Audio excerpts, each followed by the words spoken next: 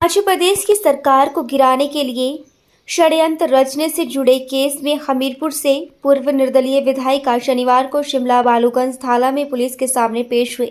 थाना में पुलिस ने उनसे करीब 2 घंटे पूछताछ की। आशीष शर्मा पर आरोप है कि उन्होंने प्रदेश सरकार को गिराने के लिए षड्यंत्र रचा।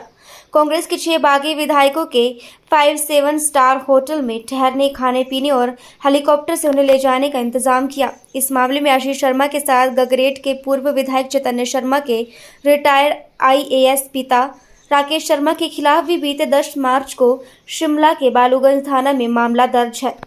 आशीष शर्मा आज तीसरी बार बालूगंज पुलिस के सामने पेश हुए। हालांकि उन्हें बीते 13 और 18 जून को भी बालूगंज बुलाया गया था, मगर तब वो नहीं आए। इसी केस में 4 दिन पहले हरियाणा के पूर्व CM मनोहर लाल खट्टर के प्रचार सलाहकार तरुण भंडारी भी शिमला पुलिस के सामने हाजिर हुए थे।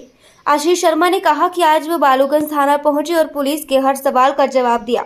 उन्होंने कहा कि चुनाव को 18 दिन शेष बचे हैं, इसीलिए उन्होंने पुलिस से आग्रह किया है कि जो भी पूछताछ करनी है उसके लिए 10 जुलाई के बाद बुलाया जाए, क्योंकि उपचुनाव की वजह से उनके लिए ये समय कीमती है। आशीष शर्मा ने कहा कि इस सरकार में विधायकों के ऊपर झूठी FIR की जा रही है, परिवार और साथ जुड़े लोगों को परेशान किया जा रहा है, प्रशासन का दुरुपयोग किया जा रहा है। वहीं आशीष शर्मा ने मुख्यमंत्री के खनन माफिया के आरोपों पर पलटवार करते हुए कहा कि प्रदेश में आज सबसे बड़ा खनन माफिया CM सुखू भाई है। सरकार बनते ही सरकार में माइनिंग पॉलिसी को बदल डाला, कैप्टिव यूज में सगे भाई को परमिशन दी, उसके लिए सारी पॉलिसी चेंज की गई। पूरा ब्यास नदी में दिन रात खनन चला हुआ है। देखिए, पुलिस डिपार्टमेंट ने यहाँ पे बुलाया था, यहाँ पे आया हूँ आज। जो भी पूछताछ इन्होंने की है उसके सारे के सवालों के जवाब दिए हैं। और हमने भी इनसे रिक्वेस्ट की है कि जो भी आपने आगे भी सवाल पूछने या बुलाना है तो हमने रिक्वेस्ट की है कि कृपा करके 10 तारीख के बाद बुलाएं, क्योंकि चुनाव का समय है। एक घंटा, एक मिनट बहुत महत्वपूर्ण होता है इस दौरान। और मैं समझता हूँ कि शायद ये सरकार भी समझती है, लेकिन सभी जानते हैं कि किस तरह से जो है प्रताड़ना जो है इस सरकार में की जा रही है। विधायकों के ऊपर किस तरह से FIR हैं, झूठी FIR हैं लिखी जा रही हैं, की हैं, पहले भी की इन्होंने। हर परिवार वालों को परेशान किया जा रहा है, जो साथ में जुड़े हुए लोग हैं उनको परेशान किया जा रहा है। और टाइम वेस्ट करने के लिए कि टाइम किसी भी तरह वेस्ट हो, यहाँ से जाएं, क्योंकि मैं चुनाव में हूँ, उपचुनाव में हूँ, मुख्यमंत्री जी का गृह जिला है, हेडक्वार्टर की सीट है, तो वो भी ये मतलब कोशिशें हैं कि किसी तरह प्रशासन का जो है वो दुरुपयोग कर रहे हैं। और चलो, हम तो क्या ही बोल सकते हैं कि लोकतंत्र की जिस तरह से हत्या प्रदेश में हो रही है वो बड़े दुर्भाग्य की बात है। चाहे वो अभी पीछे देरा के जो ओहदे अपने जो चुनाव लड़ने के लिए उतरे थे डॉक्टर राजेश जी, अब ये नहीं मुझे पता कि एक दिन में कैसे वो बदल गए, लेकिन जिस तरह से उन्होंने पिछले दिन बयान दिया कि मुझे 9 घंटे तक बंदी बना के रखा गया और उसके बाद एकदम से बदलना, तो ये सब बातें चली हुई है प्रदेश में। और हालात बहुत ख़राब है कानून व्यवस्था के। और मुझे लगता है कि जो हम तो पूरा सहयोग कर रहे हैं पुलिस डिपार्टमेंट को, लेकिन ये हमने कहीं जाना तो है नहीं है, यहीं इसी प्रदेश में रहना है, हमीरपुर में रहना है। यही सहयोग अगर 15 दिन बाद ये मांगते तो और अच्छे से दे सकते थे। अभी भी दिया इनको, जब बुलाएंगे तब आएंगे, लेकिन मैंने यही रिक्वेस्ट की है कि 10 के बाद बुलाएं तो बेहतर होगा। पिछले कल मुख्यमंत्री ने आरोप है, अगर आज की डेट में पूरे कांगड़ा और हमीरपुर में कोई सबसे बड़ा खनन माफिया है तो मुख्यमंत्री के सगे भाई हैं। उनके मुख्यमंत्री जी इतने भ्रष्टाचार में संलिप्त हैं कि आज की स्थिति ये हो चुकी है प्रदेश की। और मैं तो आपके चैनल के माध्यम से पूछना चाहता हूँ कि ऐसी क्या नौबत पड़ गई कि सबसे पहले सरकार बनते ही दिसंबर में सरकार बनती है और फरवरी में माइनिंग पॉलिसी चेंज की जाती है, और केवल कैप्टिव यूज़ की परमिशन के लिए, कैप्टिव यूज़ क्रैशर में जो रोड कटिंग का मटेरियल होता है केवल वो यूज़ किया जाता है। और कैप्टिव यूज़ में इन्होंने अपने सगे भाई की लीज जो है वो कैप्टिव यूज़ क्रैशर में उसको यूज़ करने के लिए परमिशन दी, बल्कि उसको परमिशन नहीं दी है, वो कर नहीं सकते हैं। उसके लिए सारी की सारी पॉलिसी चेंज कर दी गई।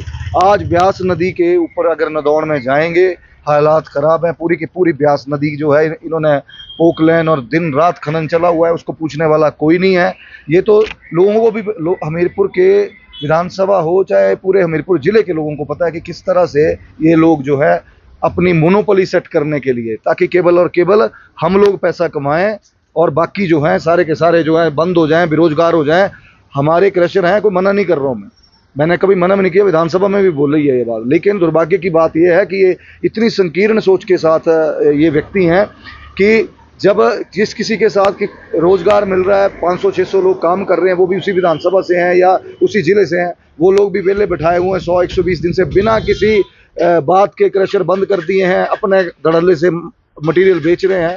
तो ये तो इनको लोग जानते हैं भली भांति, और मैं समझता हूँ खान माफिया उनके बोलने से कोई माफिया नहीं बन जाता है। माफिया तो सबसे बड़े आज की डेट में वही हैं, और प्रदेश जानता है कि क्या हालात उन्होंने किए हुए। एक तंजोर कसा है आपके ऊपर उन्होंने। ये तो मुख्यमंत्री जी को आत्म मंथन करना चाहिए कि ऐसे क्या कारण रहे कि 6 विधायक, उनकी पार्टी के 3 इंडिपेंडेंट विधायकों ने उनको छोड़ा है। वो उनको अपनी कार्यशैली के ऊपर सोचना चाहिए और विचार करना चाहिए कि जो व्यवस्था परिवर्तन करने के लिए वो प्रदेश में आए थे, नारा दिया था कि हम सत्ता के लिए नहीं, हम व्यवस्था परिवर्तन करने के लिए आए हैं, वो आज खुद परिवर्तित हो चुके हैं। आज खुद की फैमिली को प्रमोट करने के लिए मैडम को देरा से टिकट देते हैं, ये परिवारवाद को बढ़ावा देते हैं। और मतलब आप खुद सोचिए कि एक नारा लेके और हर समय ये बोलना कि मैं गरीब परिवार से उठा हुआ व्यक्ति हूँ, 35 सालों का संघर्ष किया, और भी वहाँ कार्य करता है, बेचारे कई समय से लगे हुए हैं, उनको प्रताड़ित किया गया। अब उनकी तो जो कैरियर है उनको स्पॉइल कर दिया गया।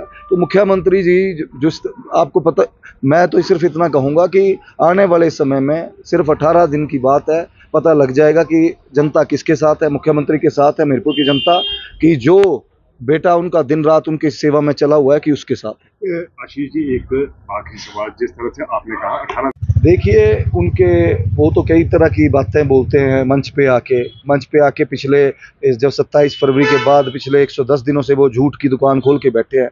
जैसे इनके वो पार्टी के वरिष्ठ नेता राहुल गांधी जी हैं, वो बोलते हैं मोहब्बत की दुकान, तो मुख्यमंत्री जी झूठ की दुकान पूरे प्रदेश में चलाए हुए हैं, जो हमेशा आरोप लगाते हैं फिर चले जाते हैं, आरोप लगाते हैं फिर चले जाते हैं।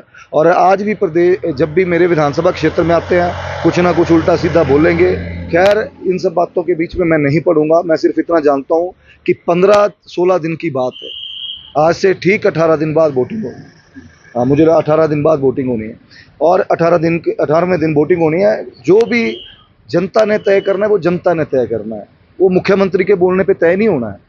वो भी जो लोकतंत्र में एक ही तो अधिकार है हम लोगों के पास कि हम लोगों के बीच में जाए और जनता बताए कि हम लोग कैसे हैं, हम लोग भ्रष्टाचारी हैं, हम लोग खनन माफिया हैं, या हम लोग जनता की सेवा में तत्परता के साथ पिछले 5 वर्षों से लगातार लगे हुए हैं। वो जनता डिसाइड करेगी, वो मुख्यमंत्री डिसाइड नहीं करेगा। आखिरी सवाल, जिस तरह से लगातार वो कह रहे हैं कि पिछली बार जब मैंने इंडिपेंडेंट चुनाव लड़ा था तो मुझे लोगों ने 13,000 वोटों से जिताया था, और मैं पूर्ण रूप से आश्वस्त हूँ कि भारतीय जनता पार्टी ने मुझ पर विश्वास जताया, और भारतीय जनता पार्टी का हमीरपुर जो है वो गढ़ रहा है।